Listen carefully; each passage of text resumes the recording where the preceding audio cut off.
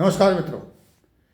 ई गैरसैंण के मन की बात के माध्यम से हम उत्तराखंड से जुड़ी हुई संवेदनशील विषयों की समीक्षाएं करते हैं, आप तक पहुंचाते हैं। क्या सच्चाई है, क्या ग्राउंड पर चल रहा है, ग्राउंड जीरो पर चल रहा है और इसके क्या संभावित परिणाम उत्तराखंड की जनता ही नहीं पूरे भारत को भुगतने पड़ सकते हैं। फिलहाल उत्तराखंड में एक संवेदनशील विषय चल रहा है, हल्द्वानी के दंगे और उससे जुड़े हुए जो देशद्रोही तत्व हैं उनकी खोजबीन, उन पर एक्शन और उत्तराखंड की जो सत्तासीन राज्य सरकार है उसकी भूमिका। विषय वस्तु पर अधिक जानकारी देने से पूर्व मैं आपसे अनुरोध करूंगा कि आप हमारे चैनल ई गैरसैंण को लाइक करें, सब्सक्राइब करें, कमेंट्स करें और शेयर करें। मित्रों, जिस प्रकार हल्द्वानी में दंगे हुए थे 8 तारीख को, 8 फरवरी के बाद जो घटनाक्रम चलता रहा, अब्दुल मलिक और उसके बेटे के खिलाफ जो मुख्य आरोपी कह सकते हैं, उसके बेटे के खिलाफ जो है लुकआउट नोटिस जारी हुआ है। हल्द्वानी हिंसा के जो मास्टरमाइंड अब्दुल मलिक और उसके बेटे अब्दुल मोहित की विदेश भागने की आशंका पर गृह मंत्रालय ने दोनों के खिलाफ लुकआउट नोटिस जारी कर दिए हैं। अब यह है कि यह बंदा नेपाल जा सकता है, यह बंदा अरब देशों में शरण ले सकता है और यह बंदा जो है उत्तराखंड की पहाड़ियों में छुपा हुआ हो, ऐसे स्थान पर जहाँ पर कि बहुत अच्छा जो भौगोलिक परिस्थितियों के अनुरूप उसको तगड़ा हाइड आउट और उसको छुपाने वाले लोग मिल गए हैं।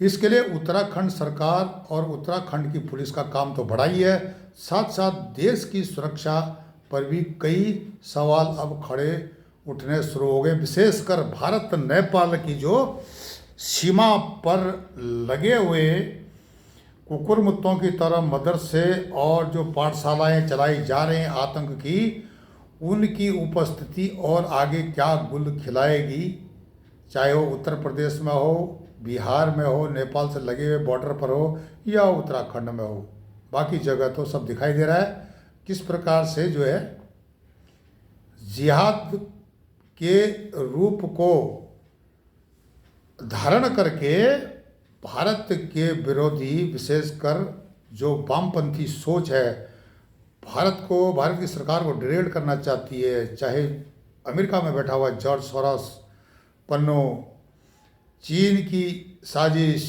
जो कि भारत को आगे नहीं बढ़ने देखना चाहता है, या अनेक भारत विरोधी तत्व हैं, बगल में पाकिस्तान की जो एजेंसियां हैं, ये सारी चीज़ें जो आतंक की सोच रखते हैं, हिंसा की सोच रखते हैं, वे नहीं चाहते हैं कि भारत इस एशिया वाले क्षेत्र में आगे बढ़े। इस प्रकार की घटनाएं एक टूल किट हैं और इस प्रकार के अगिनत टूल किट इन लोगों ने पाल के रखे हुए।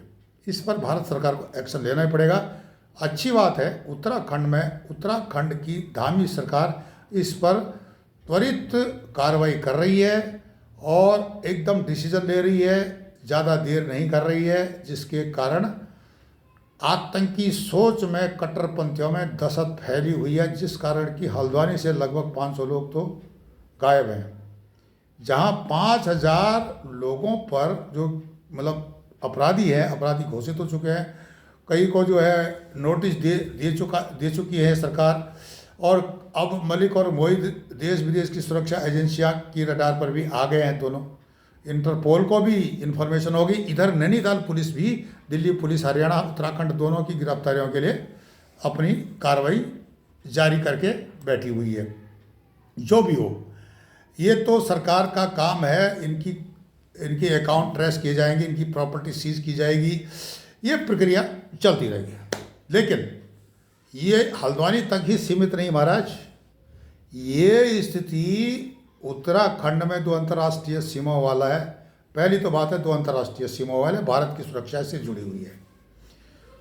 दूसरी बात, यहाँ पर रोहिंग्या और बांग्लादेशियों की घुसपैठ आज से नहीं है, बहुत पुरानी है।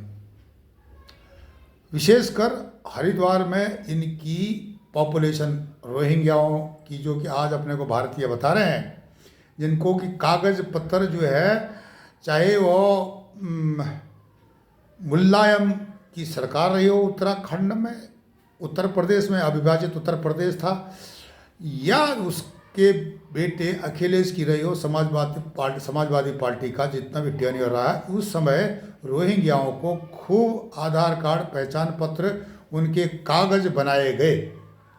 इस पर बहुत बड़ा विश्लेषण होना बाकी है, क्योंकि इस प्रकार के लोग पले बड़े भारत विरोधी तत्वों के साथ मिल करके देशद्रोह का ज्ञान लिया, उन लोगों की संख्या लगातार बढ़ी है। उनकी उम्र कम से कम 30-40 साल उम्र हो गई है, और जो नई पीढ़ी है, रेडिकलाइज उसको रैपिडली किया जा रहा है, बहुत तेज़ी से उनका कट्टरपंथीकरण चल रहा है।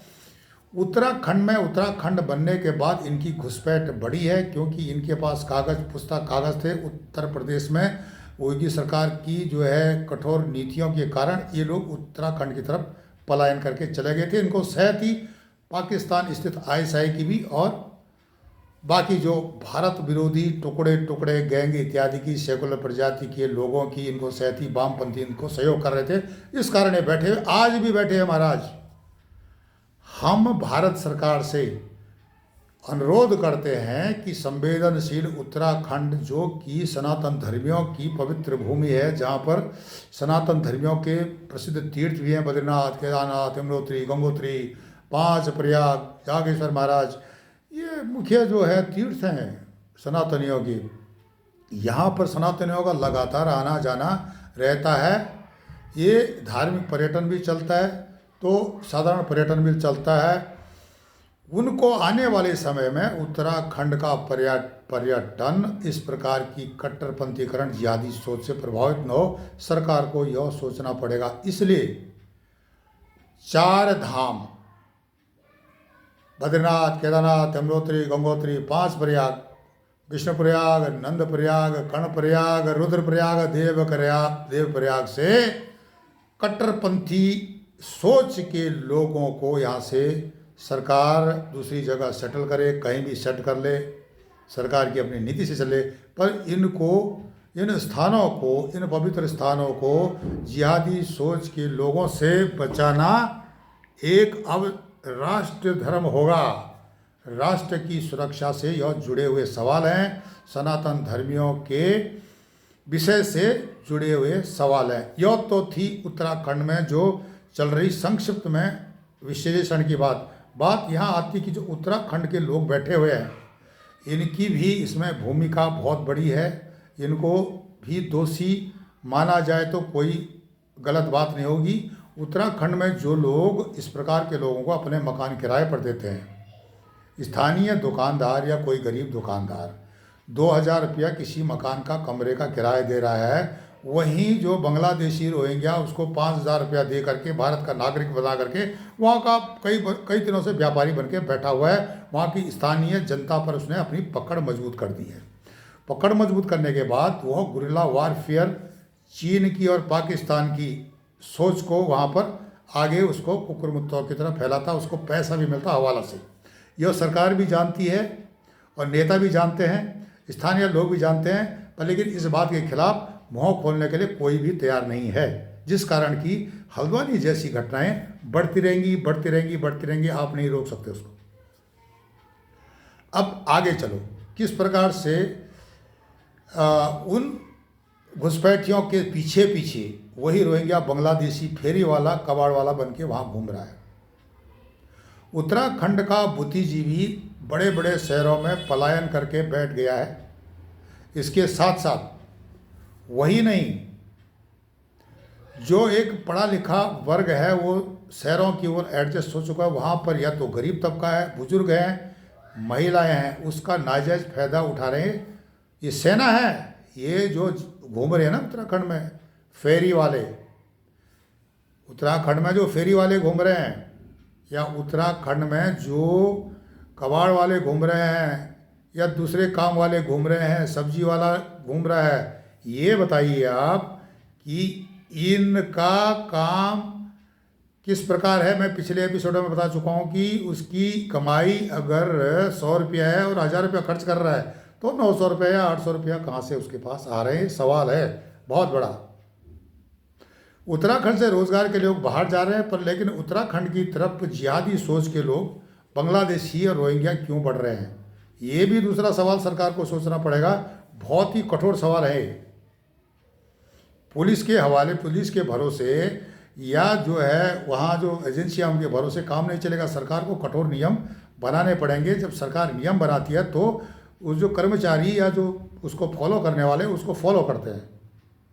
इससे क्या होता है कि न्यायपालिका हो, कार्यपालिका हो, विधायिका हो या स्तंभ हो, चौथा स्तंभ जो कि तरह तरह की भाषाएं बोलता है, आजकल वो स्तंभ बंद है जो कि वामपंथ की सोच रखता है। उनकी सोशल मीडिया में हो या दूसरे विषयों पर उनका थोड़ा पलड़ा इतना भारी नहीं है। हल्द्वानी प्रकरण के बाद उत्तराखंड में क्यों वो आगे नहीं आ रहे हैं? जो लोग बहुत बड़ी वकालत कर रहे थे दंगों के बाद वो सारे गायब हैं। हम उनको चैलेंज करते हैं कि तुम बाहर निकलो और बताओ ना ये क्यों हो रहा है, क्यों अब्दुल मलिक भागा है, क्यों उसका लड़का भाग गया है, कहाँ छुपा हुआ है? उत्तराखंड में छुपाया किसी के पास, किसी बुद्धिजीवी जो सेकुलरवादी के पास, या कहीं अपने उसके साथ छुपा हुआ वो अपने हाइट आउट में, या वो नेपाल भाग गया है, या उसको और कहीं भगा दिया? क्यों इसके पीछे ऐसा हो रहा है? क्यों भारत की सुरक्षा को खतरे में डाला जा रहा है?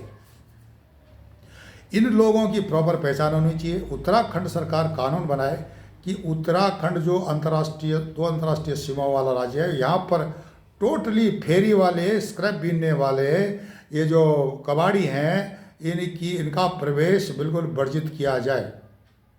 बहुत बड़ी इसके पीछे छानबीन की प्रक्रिया के बाद लिमिटेड स्थानों पर इनको जो है परमिशन दी जाए, उसके पीछे भी कड़ी छानबीन हो, उसके बाद ही यहाँ की सुरक्षा पर सेंध नहीं लग सकती है। जैसे कि उत्तराखंड के टाउन में मीट काटने वाला, बाल बनाने वाला, फेरी वाला, इनको टोटली बैन करो उत्तराखंड से।